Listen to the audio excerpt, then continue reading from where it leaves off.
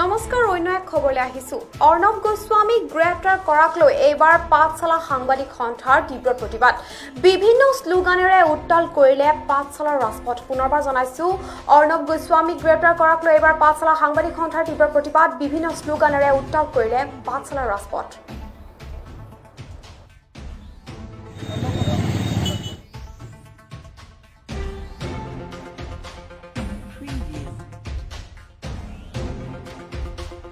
চতুৰ্থ স্তম্ভক সন্মান কৰক অৰ্ণৱ গোস্বামীক মুক্তি দিয়ক ধ্বনিৰে পাঠশালাৰ ৰাজপথত সাংবাদিকৰ উত্তাল প্ৰতিবাদ বুধবাৰে পুৱা মহাৰাষ্ট্ৰ চৰকাৰে গ্ৰেপ্তাৰ কৰে ৰিপাব্লিক টিভিৰ মুখ্য সম্পাদক অৰ্ণৱ গোস্বামীক গ্ৰেপ্তাৰ কৰাৰ পিছতে প্ৰতিবাদ মুখৰ সমগ্ৰ দেশজুৰি ৰিপাব্লিক টিভিৰ মুখ্য সম্পাদক তথা অসমৰ সন্তান অৰ্ণৱ গোস্বামী গ্ৰেপ্তাৰৰ বিৰুদ্ধে বজালী প্ৰেছ ক্লাব আৰু বজালী প্ৰেছ গিল্ডত সাংবাদিকসকলে আজি প্ৰতিবাদ সাব্যস্ত কৰা পৰিলক্ষিত হৈছে প্ৰতিবাদত সাংবাদিকসকলে মহাৰাষ্ট্ৰ চৰকাৰৰ তীব্ৰ সমালোচনা কৰাৰ উপৰিও শীঘ্ৰে অৰ্ণৱ গোস্বামীক বিনা চৰ্তে মুকলি কৰি নিদিলে জংগী আন্দোলন গঢ়ি তোলাৰ হুংকাৰ বজালী সাংবাদিক সন্থাৰ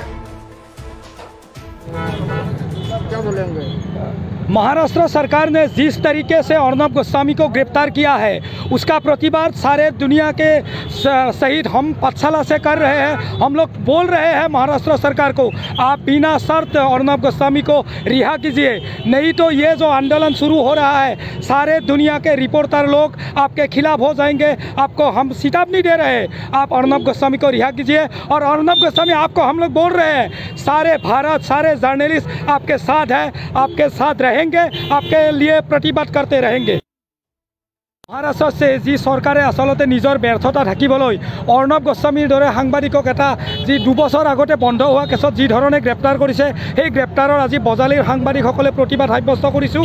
আমি আৰু এটা কথা আমি জনাই দিব বিচাৰিছোঁ যে মহাৰাষ্ট্ৰ চৰকাৰৰ যি দমন নীতি এই দমন নীতি বন্ধ হ'ব লাগিব।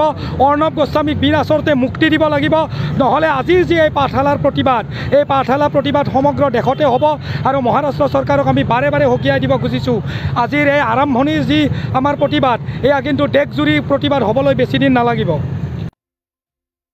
আমি আজি ৰাজপথলৈ ওলাই আহিছোঁ আমাৰ সাংবাদিকৰ অৰ্ণৱ গোস্বামীক মুক্তিৰ দাবীত আমি পাঠশালাৰ সকলো সাংবাদিক একগোট হৈ আমি ৰাজপথলৈ ওলাই আহিছোঁ। তেওঁক অতি শীঘ্ৰে মুক্তি দিয়ক আৰু আমি বিনা চৰ্তে তেওঁক মুক্তি দিবলৈ মহাৰাষ্ট্ৰ চৰকাৰৰ আমি ওচৰত তীব্ৰ প্ৰতিবাদ জনাইছোঁ। আমি আজি ৰাজপথলৈ ওলাই আহিছোঁ আমাৰ সাংবাদিকৰ অৰ্ণৱ গোস্বামীক মুক্তিৰ দাবীত আমি পাঠশালাৰ সকলো সাংবাদিক একগোট হৈ আমি ৰাজপথলৈ ওলাই আহিছোঁ। তেওঁক অতি শীঘ্ৰে মুক্তি দিয়ক আৰু আমি বিনা চৰ্তে তেওঁক মুক্তি দিবলৈ মহাৰাষ্ট্ৰ চৰকাৰৰ আমি ওচৰত তীব্ৰ প্ৰতিবাদ জনাইছোঁ। আমি আজি ৰাজপথলৈ ওলাই আহিছোঁ আমাৰ সাংবাদিকৰ